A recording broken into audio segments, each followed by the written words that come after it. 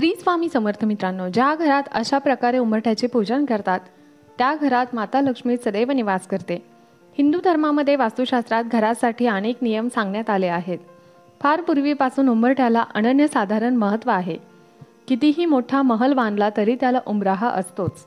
मोठ्यातले मोठे घर आणि छोट्यातले छोटे घर हे उंबरेशिवाय पूर्ण होत नाही. उंबरामुळे घरामध्ये वाईट शक्ती प्रवेश करू शकत नाही.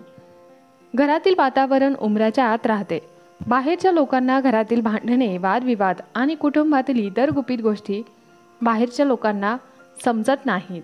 म्हणून प्रत्येक वास्तूचा उंबरा हा मर्यादा म्हणून ओळखला जातो. म्हणजेच घरातील गोष्टी बाहेरच्या व्यक्तीला सांगायच्या की नाही हे फक्त घरातील व्यक्तीच्याच हातात असते.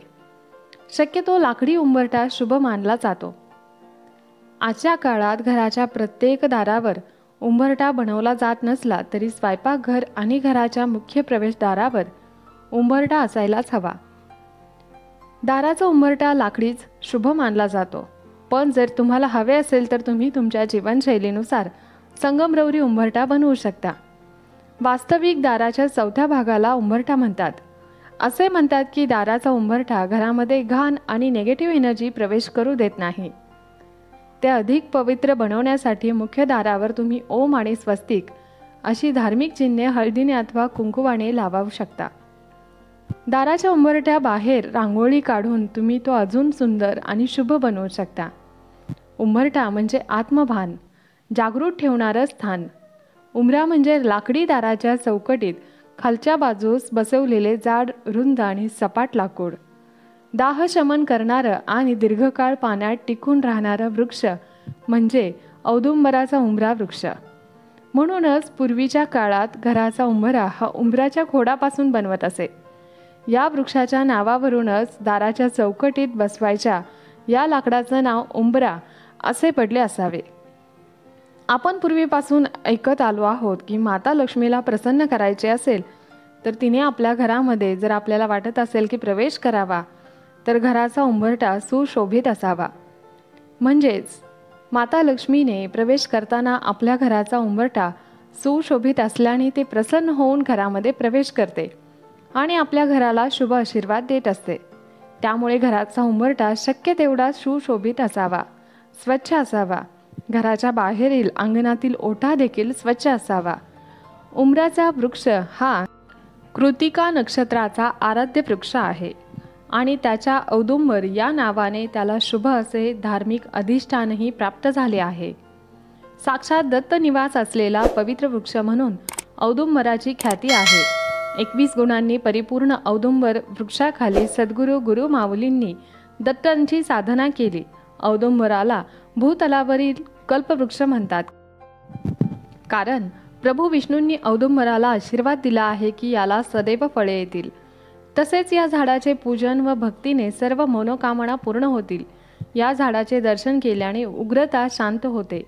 जी स्त्री रोज सकाळी लवकर उठून तांब्याच्या तांब्यामध्ये पाणी घेऊन उंबरा धुवून त्यावर हळदी कुंकू लावते किंवा दोन्ही बाजूंना स्वस्तिक बनवते तिच्या घरामध्ये माता लक्ष्मी सदैव वास करते.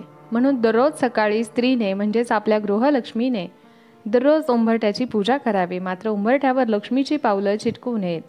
त्यावर आपले पाऊल पडते आणि माता लक्ष्मीचा अपमान होतो. उंबरठ्याची फक्त पूजा करावी. उंबरठ्यावर सर्व देवांचा वास असतो असं म्हटलं जातं. म्हणून दररोज सकाळी न चुकता उंबरठ्याची पूजा करावी. दर गुरुवारच्या दिवशी उंबरठ्यावर हळदीचे लेपन करावे किंवा दररोज केले तरी चालेल. यामुळे देखील घरामध्ये वाईट शक्तींचा प्रवेश होत नाही. घरातील निगेटिव्हिटी दूर होते आणि घरामध्ये सकारात्मक शक्तीचा सदैव वास राहतो. उजव्या बाजूला एका दिव्यामध्ये 2 लवंगा 2 वाती घालून एक दिवा प्रज्वलित करावा. यामुळे घरामध्ये निगेटिव्हिटी प्रवेश करत नाही. किमान 15 मिनिटं तरी हा दिवा तेवत राहावा. सायंकाळच्या वेळी माता लक्ष्मी आपल्या घरामध्ये प्रवेश करण्याची वेळ असते. अशा वेळी तिला प्रसन्न करण्यासाठी असा दिवा आपल्या मुख्य प्रवेशद्वारावर अवश्य लावावा. काही वर्ष पाठीमागे गेल्यास घरातील गृहिणी रोज सकाळी उंबराची पूजा न चुकता करायची. उंबरठ्यावर नृसिंह लक्ष्मीचे स्थान असते तर चौकटीवर गणेशाचे स्थान असते. घरात कोण कसे काय घेऊन जाते त्यावर त्यांचे ध्यान असते. उंबरठ्याला महत्त्व असल्याने पूर्वी घराघरात रोज सकाळी उंबरठ्याची पूजा केली जात असायची. घराची साफसफाई करून 7ही दिवस उंबरठ्याची पूजा करावी. दिवाळी व्यतिरिक्त विशेष प्रसंगी उंबरठ्याभोवती तुपाचे दिवे देखील लावावेत. विशेष प्रसंगी घराबाहेरील उंबरठ्याभोवती स्वस्तिक बनवा आणि कुमकुम हळद घाला. देवपूजा करून शेवटी उंबरठ्याची पूजा करावी. घराच्या उंबरठ्यासमोर पूजा करणं ही अंधश्रद्धा नसून घरासमोर जर रांगोळी काढली तर घरामध्ये किडे मुंगी प्रवेश करत नाहीत. कोणतेही जीवजंतू रांगोळीमुळे घरामध्ये प्रवेश करत नाहीत. त्यामुळे उंबरठ्यासमोर छोटीशी तरी रांगोळी असावी. पूर्वी लाईट नसायची, पूर्णपणे अंधार असायचा आणि घरे देखील फारशी उंच नसायची. त्यामुळे पूर्वीच्या महिला नित्यनियमाने अंगणात सडा मारून रांगोळी काढायच्या, कारण असे जीवजंतू घरामध्ये प्रवेश करू नये म्हणून. उंबरठ्याच्या दोन्ही बाजूंना स्वस्तिक बनवा आणि त्याची पूजा करा. उंबरठा घराची शिस्त आणि संस्काराची आठवण करून देतो. उंबरठा वाईट लहरी, वाईट शक्ती, वाईट विचार घराबाहेर थोपवून ठेवतो. बाहेरील व्यक्ती घरात प्रवेश करताना सर्व गोष्टी बाहेर ठेवूनच घरामध्ये प्रवेश करते. त्यामुळे घरातील व्यक्तीला या सर्व गोष्टींचा कोणताही त्रास होत नाही. धन आकर्षित करण्यासाठी उंबरठ्यावर कोणते उपाय करावेत? 1. चांदीची तार. मुख्य दरवाजा किंवा मुख्य दरवाजाची चौकट बनवताना त्याखाली चांदीची तार लावावी. असे करणे खूप शुभ मानले जाते. चांदीची तार घातल्याने घरातील वातावरण शांत राहते. उंबरठ्याच्या खाली चांदीची चपटी तार ठेवली तर घरामध्ये सुख समृद्धी नांदते. अशा घरात अर्थातच आनंदाला उधाण येतं. अशा घरामध्ये माता लक्ष्मीचा वास होतो. त्या घराची भरभराट होते. माता लक्ष्मी अशा घरामध्ये स्थिर राहते. 2. बाजूचा दरवाजा शुभ असावा. आजकाल एका दरवाजाची फॅशन आली आहे, परंतु वास्तूनुसार 2 दरवाजे नेहमी शुभ मानले गेले आहेत.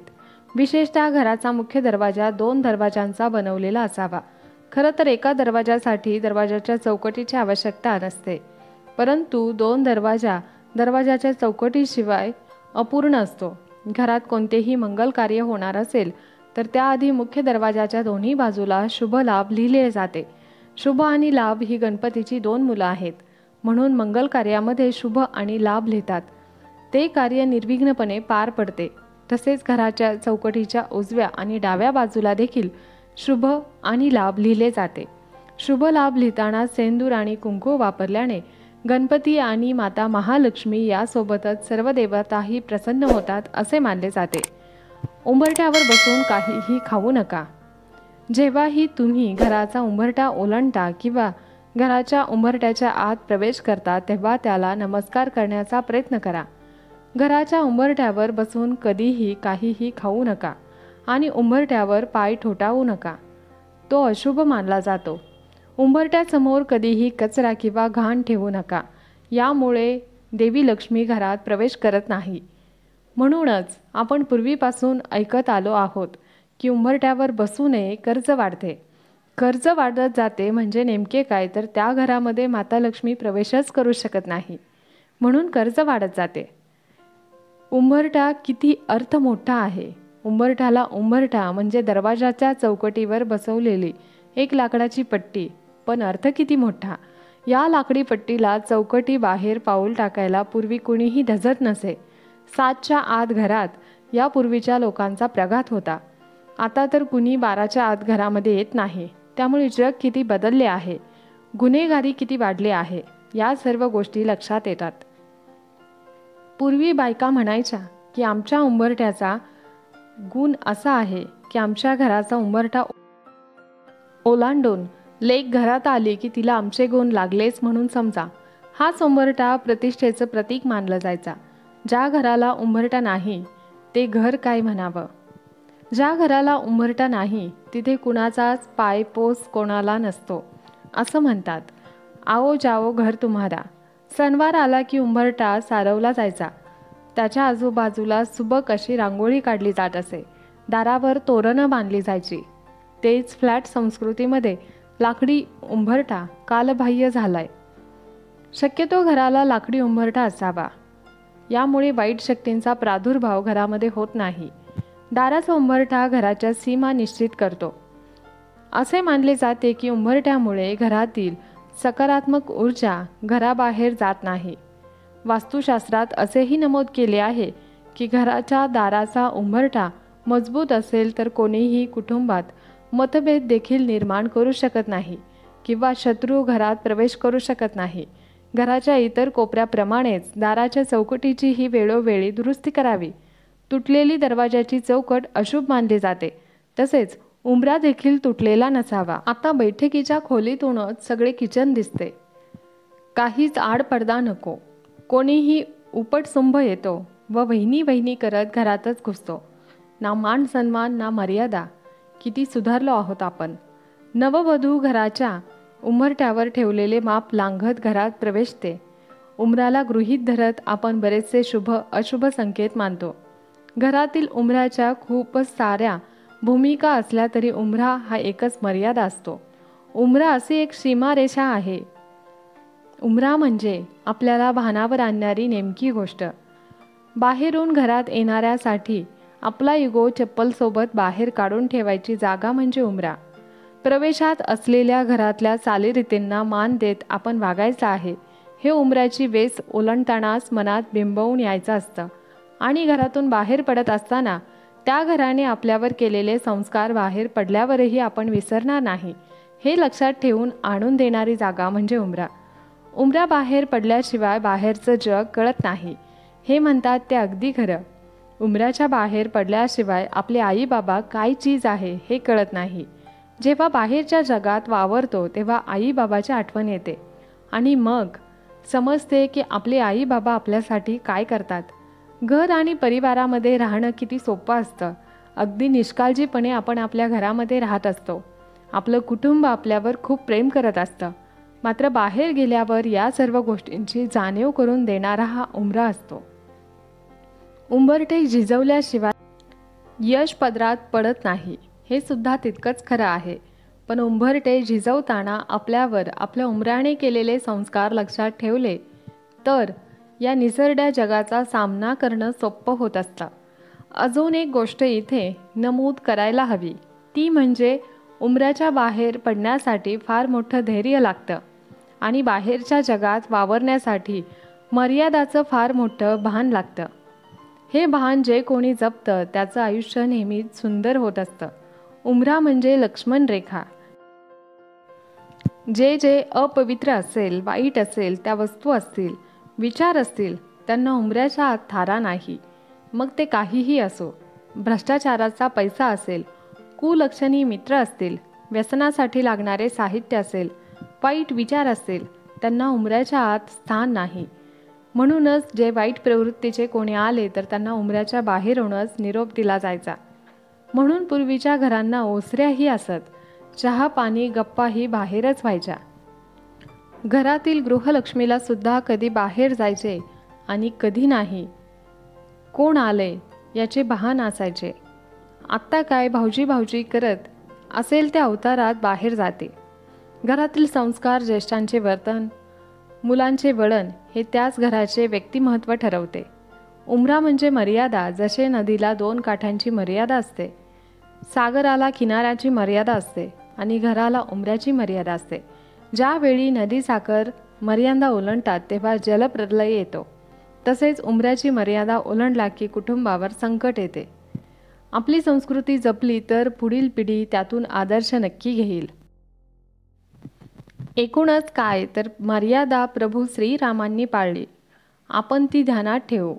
उंबरा ओलांडताना मर्यादाचं भान ठेवू. हा माहितीपूर्ण व्हिडिओ तुम्हाला आवडला असेल तर व्हिडिओला एक लाईक नक्की करा आणि चॅनलला सबस्क्राईब करायला विसरू नका. तसेच या व्हिडिओला जास्तीत जास्त शेअर करा. धन्यवाद. श्री स्वामी समर्थ. जय जय स्वामी समर्थ.